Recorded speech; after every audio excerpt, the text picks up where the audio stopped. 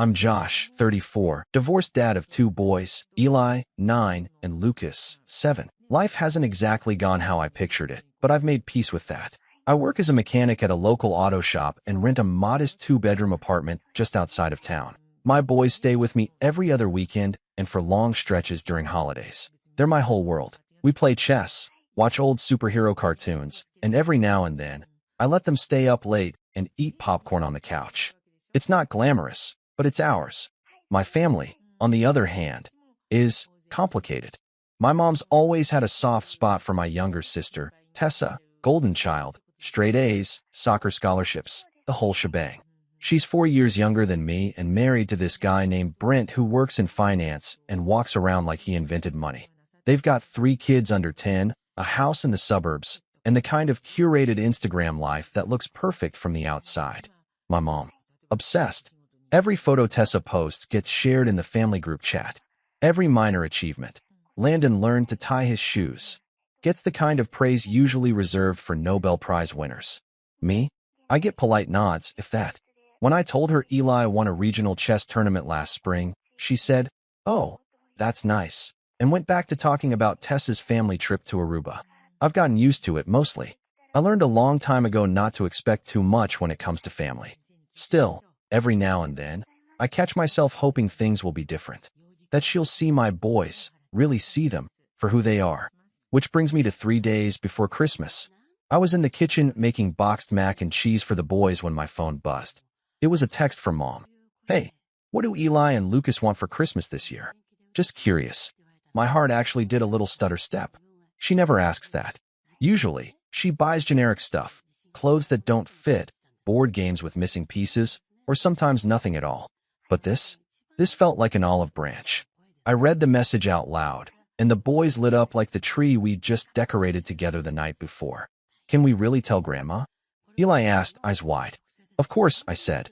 "Write her a letter. Or draw pictures. Whatever you want." They took it so seriously. Spent the entire evening at the kitchen table, heads bent in concentration.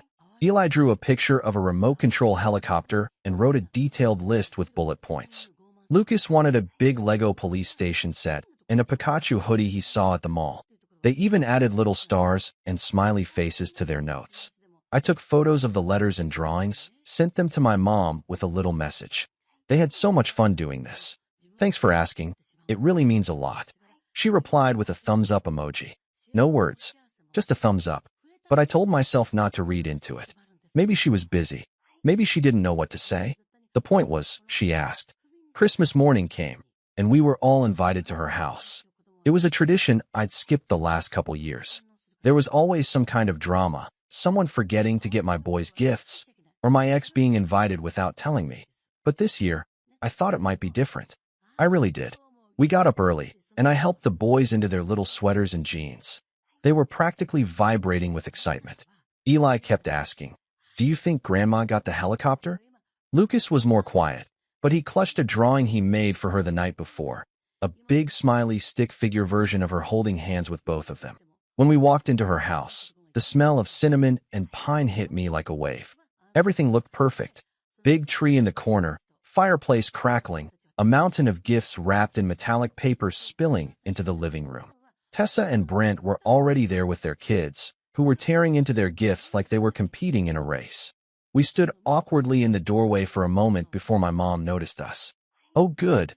You made it," she said, waving us in. No hugs. No Merry Christmas. Just a quick glance at the clock like we were late. The boys hovered near the tree, eyes wide.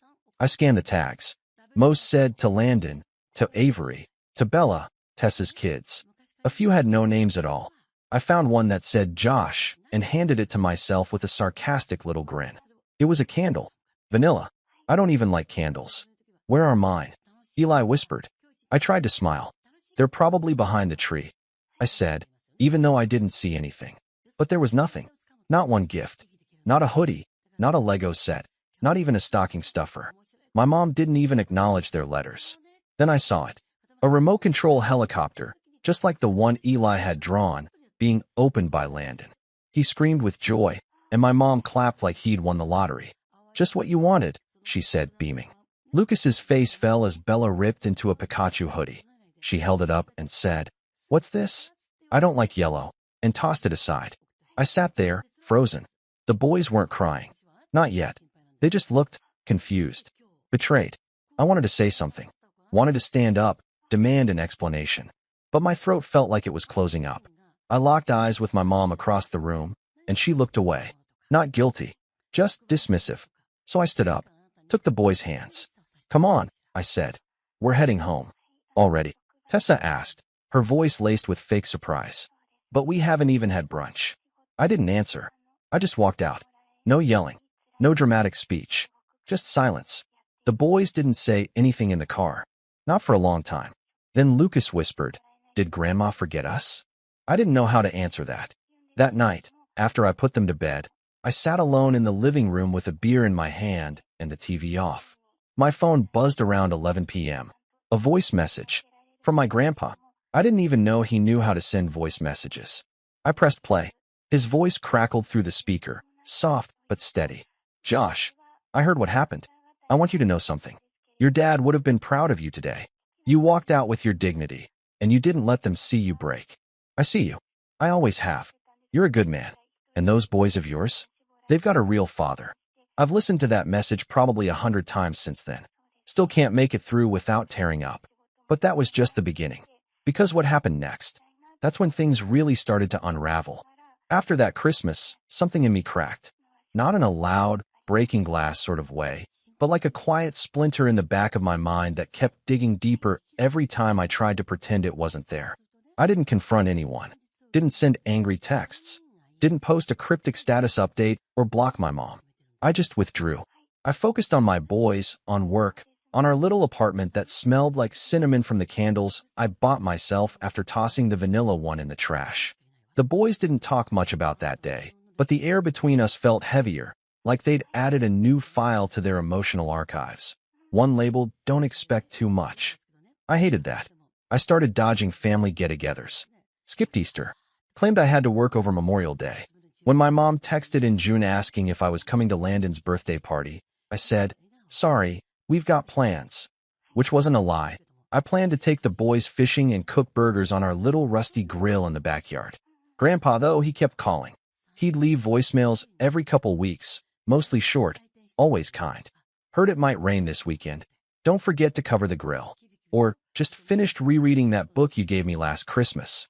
You've got good taste, kid." I never said much back, but I listened. Always. Then came fall. Leaves turning gold. School routines.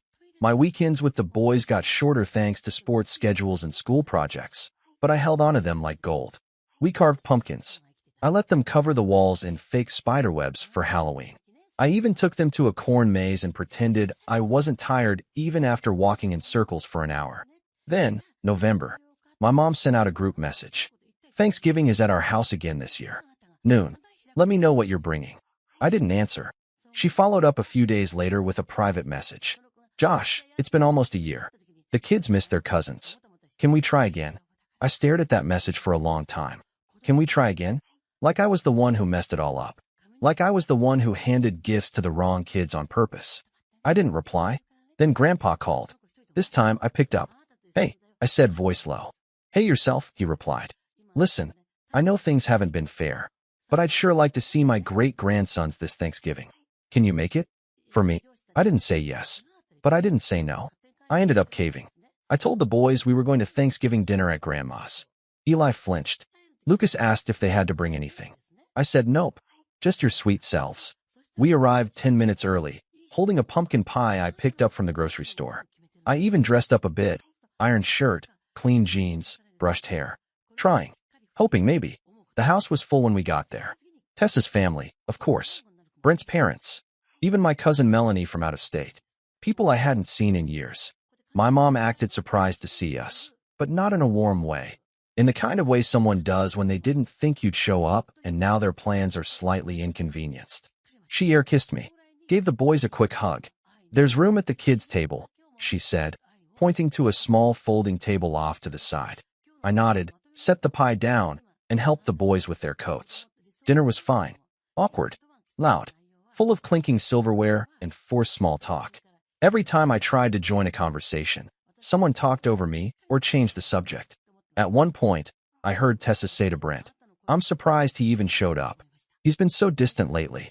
Probably still sulking over last year." Sulking. That word hit me like ice water. After dessert, everyone crowded into the living room to watch football. The kids ran off to play in the basement. I was about to grab my coat when Grandpa walked in, grinning. "There's my boy," he said. We sat in the den while everyone else watched the game. He pulled a small envelope from his coat pocket and handed it to me. "What's this?" "Just something I've been working on. You'll understand when you open it. But maybe wait until you get home." I nodded slowly. He leaned in closer. "You're a good dad, Josh. Don't let them make you feel small for it." I almost cried right then and there. But what happened next? That's when the floor really fell out from under me. Christmas was coming again, and despite everything that happened the year before, the boys, bless their hearts, still wanted to try. They wrote new letters. This time, they taped them to the fridge and waited for Grandma to ask. She never did. 2 weeks before Christmas, I got a group text from Tessa. "Hey guys, just wanted to let everyone know, we're hosting this year. Big Christmas brunch at our place. White Elephant Exchange. Bring a $25 gift. See you there." No mention of presents for the kids. No personal message to me. Just a blanket invite like we were all part of the same happy sitcom family. I was going to ignore it. But then my mom called. "Josh, I hope you'll come this year. The kids would love to see you." "The kids," I said. "Or my kids?" She hesitated. "All of them. Of course." That's when I should have said no. Should have drawn the line. But I didn't. I told myself maybe this year would be different. Maybe last year was a fluke. A miscommunication. Maybe I was being too sensitive. So I went. We showed up at Tessa's house on Christmas morning, the boys in matching sweaters they picked out themselves. I even let them each bring a little toy to show their cousins. We walked into chaos. Wrapping paper everywhere. Half the gifts already opened. Laughter echoing off the walls. My mom barely looked up. Tessa waved distractedly from the kitchen. There were no gifts for my boys. Again, I stood there frozen, watching Landon tear into a box of video games while Bella shrieked over her new bike. Eli turned to me, quiet. "It's happening again." Lucas gripped my hand so hard it hurt. I didn't make a scene. Not at first. I bent down and whispered, "Let's go." But then Tessa walked over, holding a mimosa. "You're leaving already? You just got here." I turned to her, tried to keep my voice level. "There are no gifts for my kids." Again, she blinked, fake innocence dripping off her. "Well, we agreed on a white elephant this year. Didn't you bring something?" "For the adults. But what about the children?" "Oh, come on, Josh. Don't make this a thing again. Your boys are old enough to understand that Christmas isn't just about presents." I felt my vision blur. Then my mom chimed in from the couch. "You're overreacting. If they wanted something special, you should have brought it yourself." That was it. The moment everything snapped. I looked around that room, at the pile of gifts, the smug faces, the absolute absence of shame, and I realized I had spent an entire year hoping for decency from people who saw my kids as afterthoughts, who saw me as nothing more than a moody, inconvenient reminder that the golden family wasn't quite so golden. I walked out. Again. But this time, not quietly. And when I got home, I opened the envelope Grandpa gave me, and what I found inside changed everything. When I opened that envelope Grandpa had slipped into my hand on Thanksgiving, I didn't know what to expect. A letter, maybe, or some family photo he'd dug up from decades ago. But what I found inside stopped me cold. It was a handwritten note on yellowing paper, his handwriting, neat and careful, and beneath it, a photocopy of a legal document. The note read, "Josh, I never wanted to get involved in the mess, but I've watched too long from the sidelines. Your father would have wanted you to have this. I hope someday you'll understand why I waited." Gee. The document underneath was a notarized copy of an ownership transfer.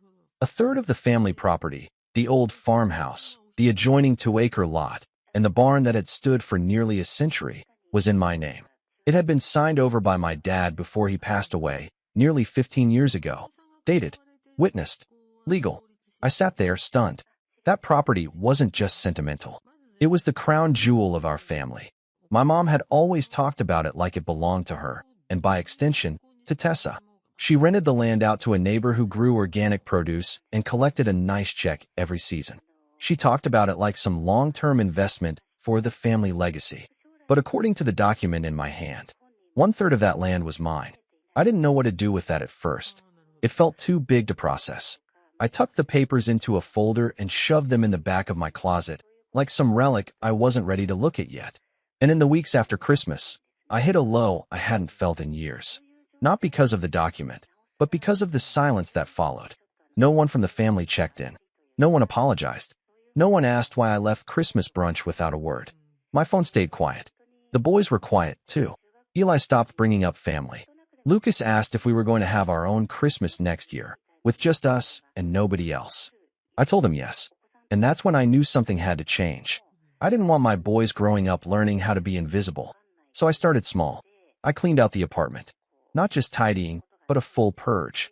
Old boxes, broken toys, clothes we never wore. It felt like shedding dead weight. I repainted the boys' room, bought a small secondhand bookshelf and filled it with things they loved. Books about space, animal encyclopedias, graphic novels. Then I turned inward. I'd been stuck in that same job at the auto shop for almost 8 years. Decent pay, decent coworkers, but no real room to grow. And I'd been ignoring a side gig I used to love, fixing up junker motorcycles and flipping them online. So I pulled out an old Yamaha I'd bought at an estate sale 2 years ago and never touched. Stripped it down in the evenings. Watched YouTube tutorials. Spent what little extra I had on parts and tools. It took 2 months. But when I finally listed it, it sold within 3 days for a $2,000 profit. That was the first time in a while I felt something that wasn't anger or bitterness. It was pride. So I did it again. Bought another bike. Rebuilt it. Sold it. And I started building a little savings fund. Nothing major, but mine. I called it the garage jar. Meanwhile, the legal document kept tugging at the back of my mind. I finally brought it to an old friend from high school, Nick, who had gone on to become a lawyer. We met at a diner one rainy Thursday night. I slid the folder across the table, and he raised his eyebrows. "Where did you get this?" "My grandfather said my dad wanted me to have it." He read the whole thing twice. "Josh," he said slowly, "this is real. Legally binding.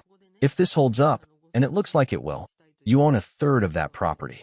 And if they've been collecting rent on it for years without distributing your share, then they owe me money? Quite possibly. A lot of it." I didn't know whether to laugh or feel sick. I went home and sat on the couch for a long time. The boys were already in bed, their bedroom door slightly ajar. I could hear Eli's soft breathing and the murmur of Lucas talking in his sleep. And that's when it hit me. This wasn't just about the money or the land. It was about them. About giving them something I never had. A family that didn't pretend they were invisible. I started documenting everything. Text messages, dates, names, the voice message from Grandpa. I printed it all out and put it in a binder labeled Property and Family History. It was part catharsis, part preparation, because deep down, I knew a confrontation was coming. In the meantime, I kept rebuilding. I applied for a loan and used it to lease a small garage space on the edge of town. Nothing fancy. Concrete floors, a busted vending machine, one flickering overhead light, but it was mine. I called it Rust and Revival. Word spread fast. Guys I knew from the shop sent me their side projects. Friends from high school dropped by to say hi and ended up bringing bikes. Even the local high school's auto club asked if they could volunteer a few Saturdays a month. Eli helped on weekends. He loved organizing tools. Lucas drew chalk murals on the sidewalk outside and told customers their motorcycles were sick. Every time I looked at them in that garage, I felt like I'd come up for air. Then came spring. I hadn't spoken to my mom or Tessa in nearly 3 months when I got a call from a number I didn't recognize. I let it go to voicemail. It was Brent. "Hey Josh, I don't know what kind of stuff Grandpa's been feeding you, but Tessa told me you've been asking around about the land. Listen, let's not make this into a thing, okay? The family has always taken care of that property. You've never been involved, so let's just leave it that way. Don't stir things up." I played the message twice. The first time, I was angry. The second time, I laughed. Not because it was funny, but because he had no idea how far along I was already. I didn't respond. Instead, I filed a formal notice through Nick requesting a copy of all financial records related to the property over the last decade. Rent collected, repairs paid, profit distributions, everything. That's when the real fallout began.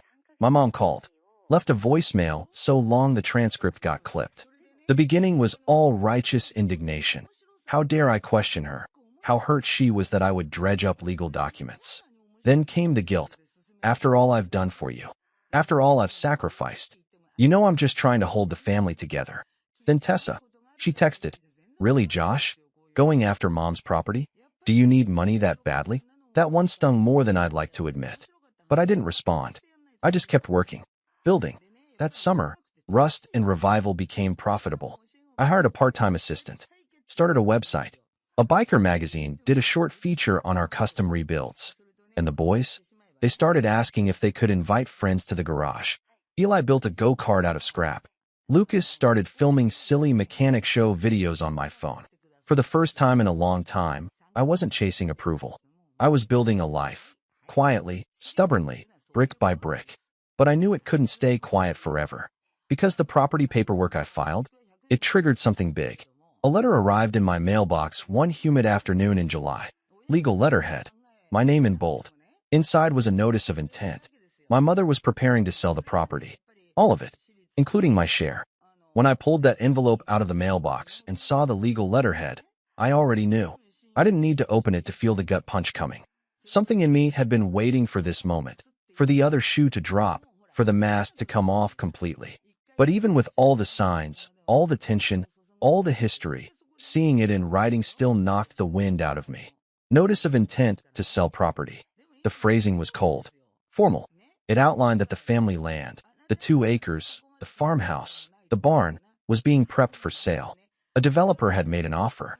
My mother was named as the sole contact, listed as the acting authority over the property. But that's where things got interesting.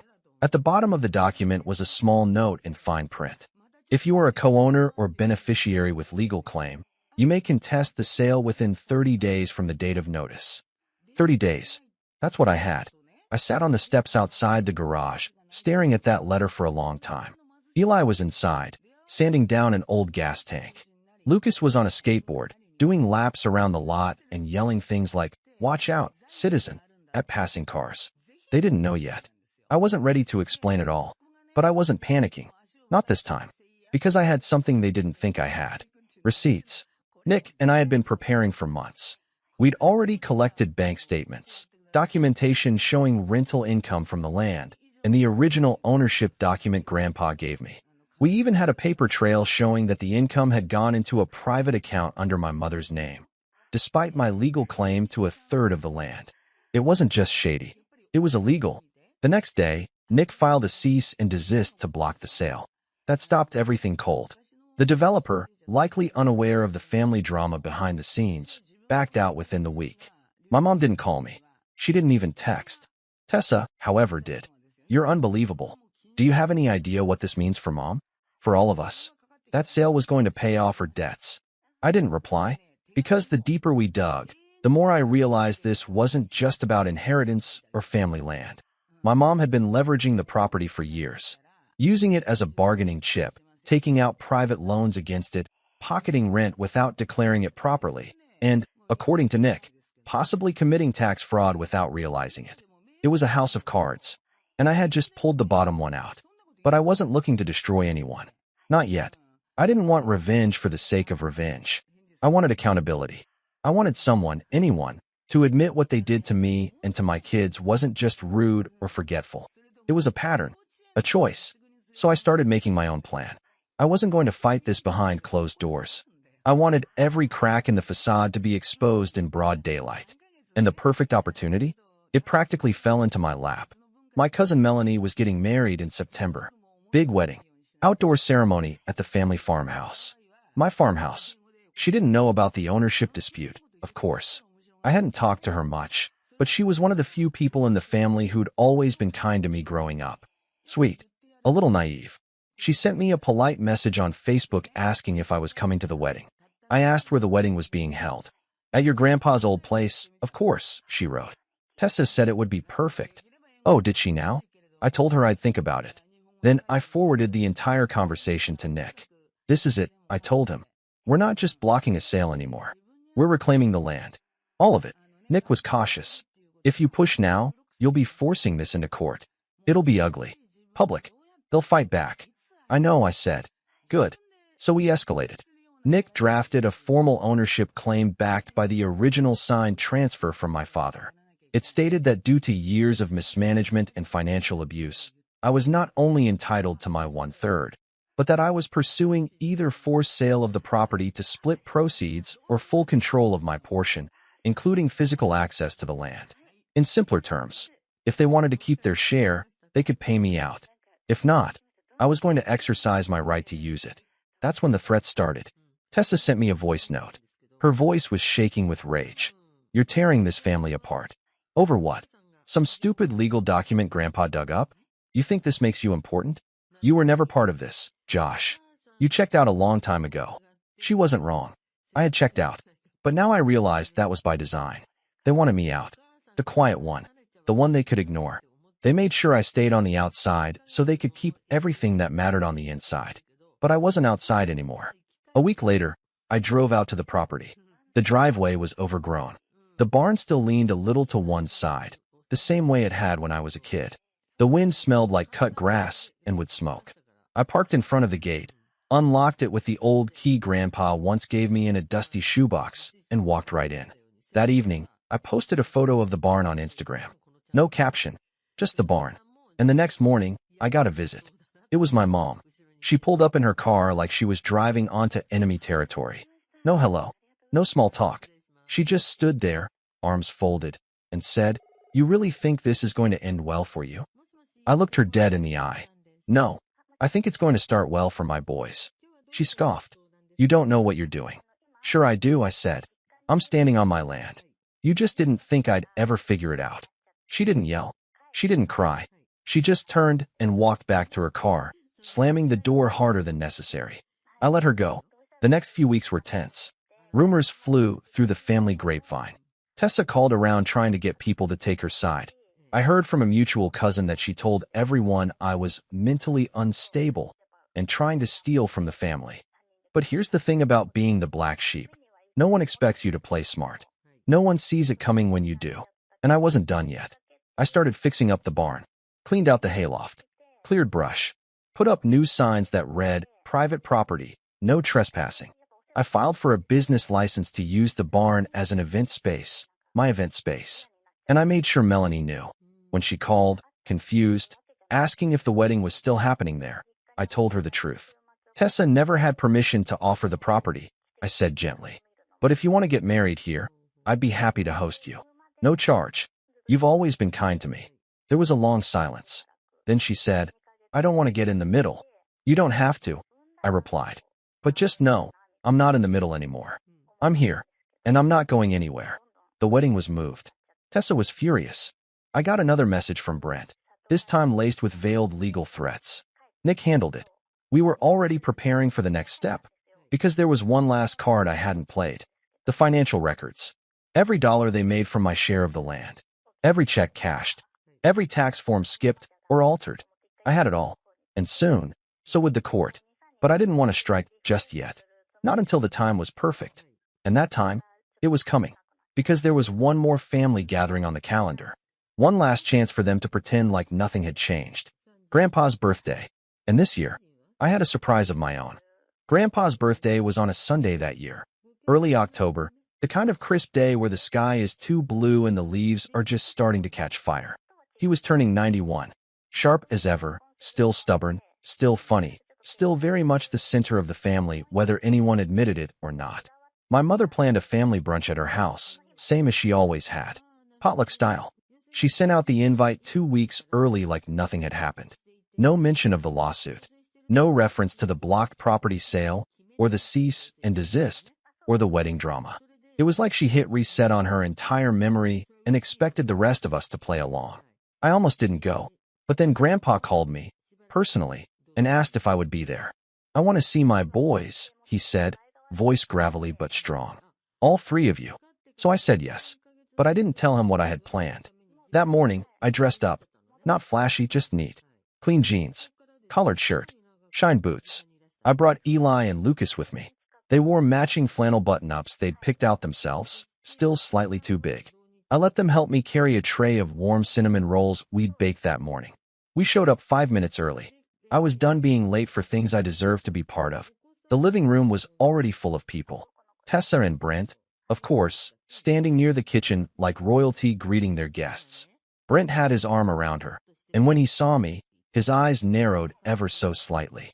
My mom was arranging coffee mugs like nothing had happened, and when she spotted me, her smile froze halfway into place. "Josh," she said, "you came." "I was invited," I replied, handing her the cinnamon rolls.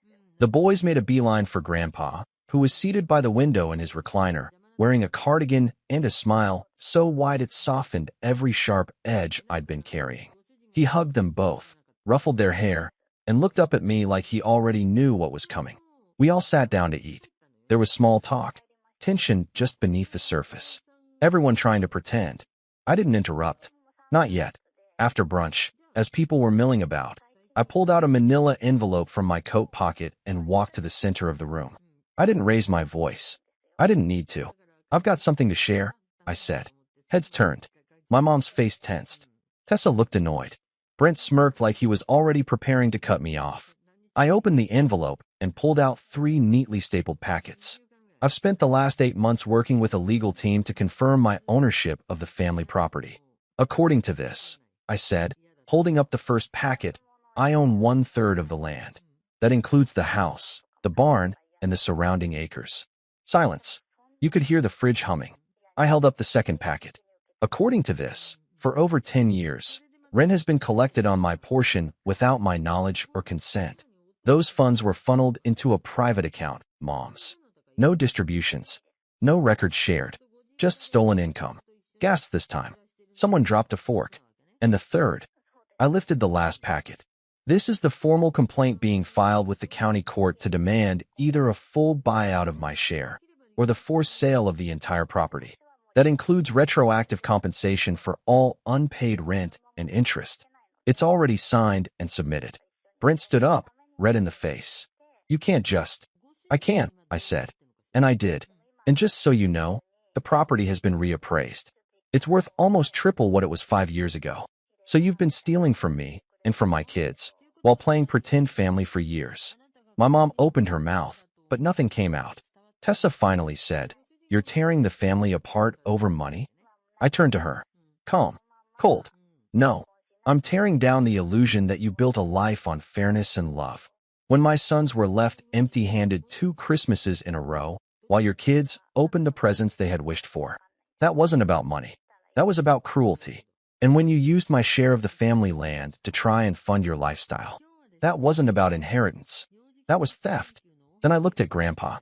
"I'm sorry this is happening at your party, but I figured if there was one day to set the record straight, it should be the day we all come together to honor the man who never treated me like an outsider." His eyes welled up. He nodded, said softly, "About time." I walked over and handed him a single folded sheet of paper. "A letter. I wanted you to be the first to read this."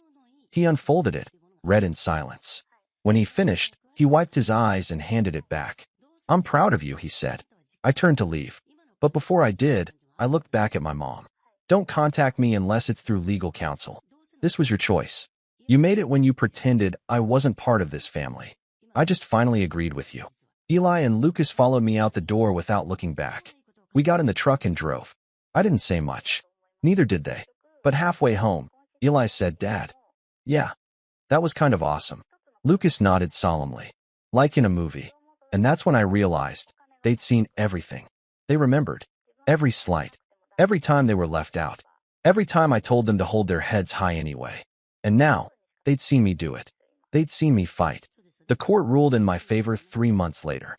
I was awarded not only my full share, but back payment of 8 years' worth of rental income, plus damages. My portion came out to just over $214,000. Enough to buy a house outright. So I did. Not a mansion. Nothing fancy. But a real place, with a yard, a workshop out back, and enough bedrooms for the boys to each have their own space. I built a new garage on the property and moved Rust and Revival there. My business grew. My reputation grew. I hired 2 more mechanics and started offering weekend classes for teens who wanted to learn. Tessa, she tried to rally the family against me. It didn't work. Too many people had seen the truth. She stopped speaking to me altogether. Brent, his firm was quietly audited a few months after our showdown. I didn't have anything to do with that. At least, I don't think I did. And my mother? She called once. Left a voicemail saying she wanted to talk. I never called back. Some bridges aren't meant to be burned. Some were never bridges to begin with. Just fences you were taught to be grateful for. But now I build my own roads. And this time, I bring my boys with me. Every mile of the way.